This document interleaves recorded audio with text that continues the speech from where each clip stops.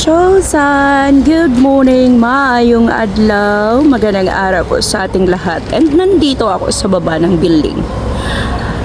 The left side sa pagbaba ko ng building, may nakita ako. And it's so pretty. It catches my attention. Ang ganda niya.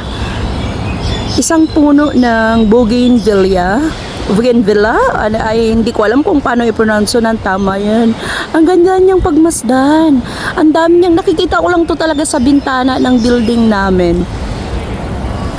Paglabas ko ng room, lagi ko tong nakikita. Ayan, ang ganda niya. Ang dami niyang bulaklak. Bulak tuloy, iba yun. Ayan o, bulaklak. Ang dami. Nandun yung puno niya. And combination siya ng, I don't know if you can see it, red and light violet. Ayan o. It's so pretty.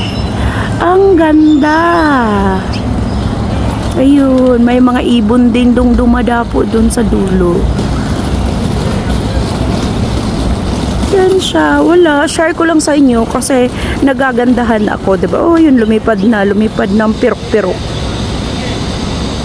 Dito lang yan. Nandun sa dulo yung dun sa dulo yung building namin.